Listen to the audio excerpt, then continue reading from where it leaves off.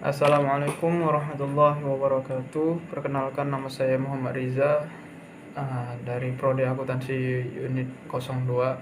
Saya di sini akan mempresentasikan jawaban UAS Auditing 1. Saya mulai dari nomor 1, ialah peranan auditing bagi perusahaan.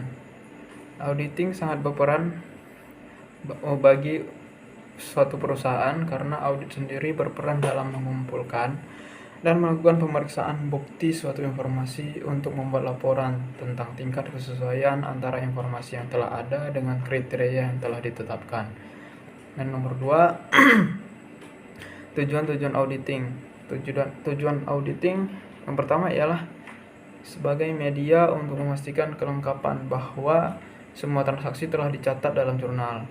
Kemudian memastikan ketepatan dalam memastikan semua transaksi dan saldo perkiraan telah didokumentasikan dengan baik. Memastikan eksistensi pencatatan sesuai tanggal sebenarnya. Membuat penilaian yang berguna memastikan prinsip dalam akuntansi yang telah berlaku telah diaplikasikan dengan benar. Membuat klasifikasi yang bertujuan mencatat transaksi sesuai jenisnya. Memastikan ketepatan rincian dalam saldo akun sesuai angka buku besar. Membuat perpisah batas yang berfungsi untuk memastikan semua transaksi dicatat dalam periode yang sesuai, dan membuat pengungkapan yang berfungsi untuk menjelaskan penyajian laporan yang tersusun baik dalam pembuatannya. Kemudian nomor 3, relevansi antara auditing dan akuntansi. Akuntansi menghasilkan laporan keuangan dan informasi penting lainnya, sedangkan pengauditan biasanya tidak menghasilkan data akuntansi, melainkan meningkatkan nilai informasi yang dihasilkan proses akuntansi dengan cara melakukan penilaian secara kritis atas informasi tersebut, dan selanjutnya mengkomunikasikan hasil penilaian kritis tersebut kepada pihak-pihak yang berkepentingan. Akuntansi dan auditing memiliki hubungan yang sangat erat karena proses akhir dari auditing bertujuan untuk menilai tingkat kewajaran penyajian pernyataan manajemen di dalam laporan keuangan. Yang keempat, perbedaan antara audit laporan keuangan, audit operasional, dan audit kepatuhan. Audit laporan keuangan dalam audit ialah data laporan keuangan yang mencakup neraca, laba rugi, arus kas, dan perubahan ekuitas. Sifat laporan audit yang dihasilkan adalah pendapat atau opini auditor tentang kewajaran laporan keuangan secara keseluruhan. Audit kepatuhan dalam audit kepatuhan ialah pernyataan atau klaim atas data yang dibuat manajemen telah patuh dan sesuai dengan kebijakan manajemen, undang-undang, peraturan pemerintah, KMK, dan lain-lain. Sifat laporan auditor yang dihasilkan dalam audit kepatuhan ini adalah sejumlah ringkasan temuan dan tingkat keyakinan auditor tentang derajat kepatuhan klien atau manajemen dalam menyajikan laporan keuangan. Dan audit operasional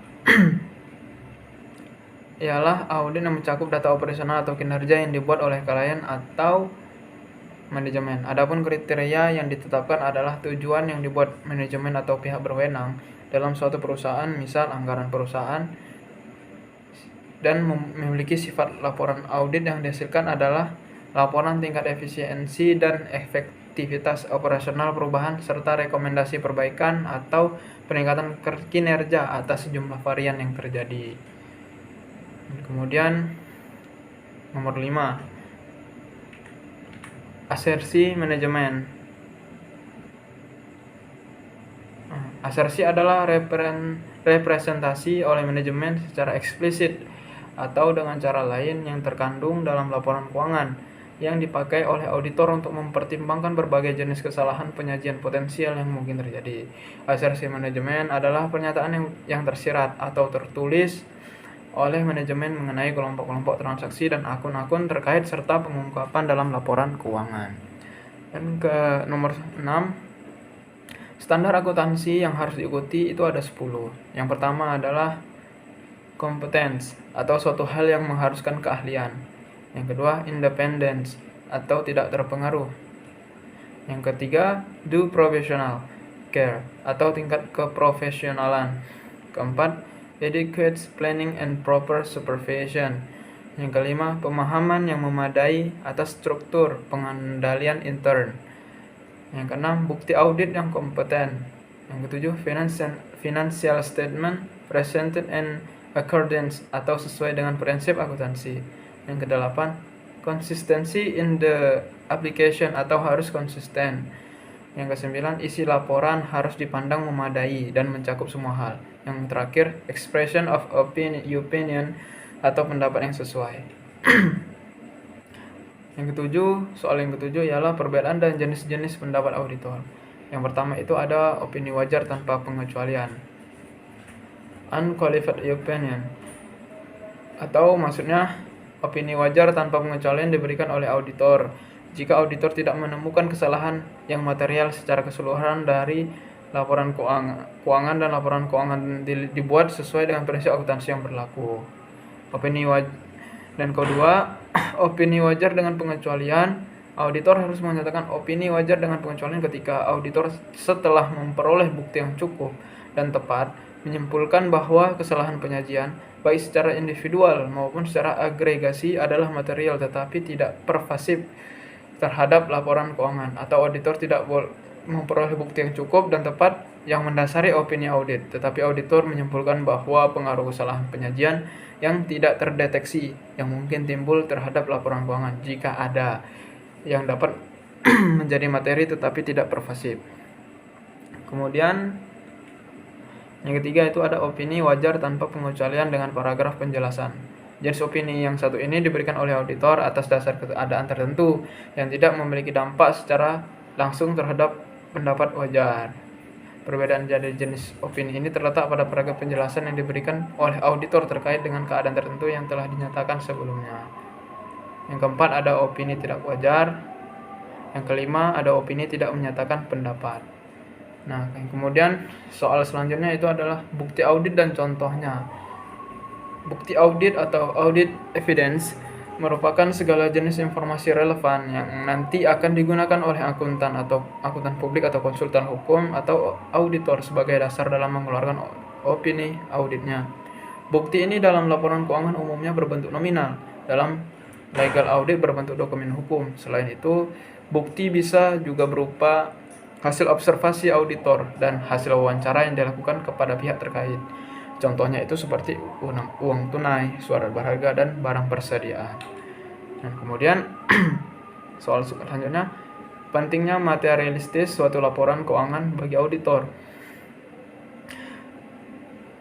Nah, dalam auditor atas laporan keuangan, auditor tidak dapat memberikan jaminan atau garansi bagi klien atau pemakai laporan keuangan yang lain bahwa laporan keuangan auditor adalah akurat, karena auditor tidak mengaudit transaksi dalam tahun audit. Auditor hanya bisa memberikan keyakinan berupa yang pertama itu ada memberikan keyakinan bahwa jumlah-jumlah yang disajikan dalam laporan keuangan telah dicatat, diringkas, digolongkan, dan dikompilasi. Yang kedua, telah mengumpulkan bukti audit kompeten yang cukup sebagai dasar memadai untuk memberikan pendapat atas laporan keuangan auditor. Yang ketiga, dalam bentuk pendapat bahwa laporan sebagai keseluruhan telah disajikan secara wajar dan tidak dapat salah saji material karena kekeliruan dan ketidakberesan. Untuk menyatakan keyakinan tersebut, auditor melandasi dengan konsep materialitas yang menunjukkan berapa besar salah saji yang diterima oleh auditor agar pemakai laporan keuangan tidak terpengaruh oleh salah saji tersebut. Dan kemudian pertanyaan selanjutnya, jika auditor menduduki jabatan tertentu dalam perusahaan klien, independensi auditor tersebut akan berkurang atau hilang. Setujukah Anda dengan pernyataan tersebut? Jawaban saya setuju, karena jikalau auditor menduduki jabatan tertentu dalam perusahaan klien,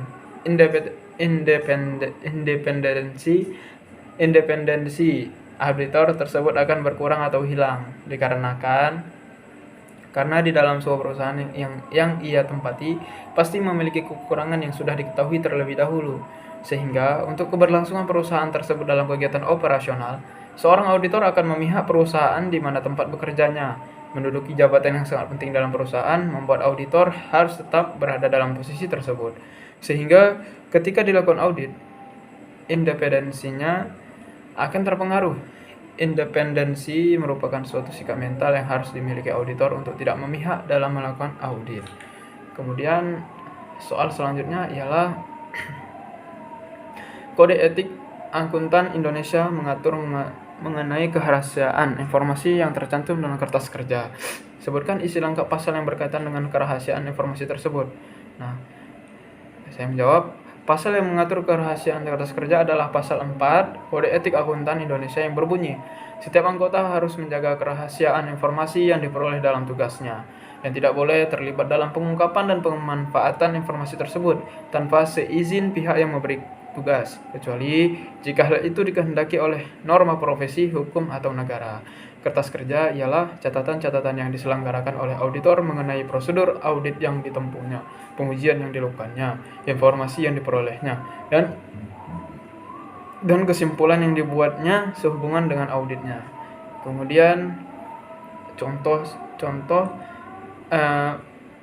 dari auditor internal, auditor eksternal, auditor pemerintah. Jadi auditor pemerintah itu terbagi menjadi dua, yaitu ada auditor internal dan auditor eksternal. Jadi contoh auditor internal itu seperti BPK atau yang seperti kita tahu Badan Pemeriksaan Keuangan. Dan kemudian auditor eksternalnya BPKB, yaitu Badan Pemeriksaan Keuangan Pembangunan. Jadi auditor pemerintah itu adalah orang-orang yang bekerja atau auditor yang bekerja di pemerintahan. Sekian dari presentasi jawaban UAS Auditing 1 dari saya akhiri. Assalamualaikum warahmatullahi wabarakatuh.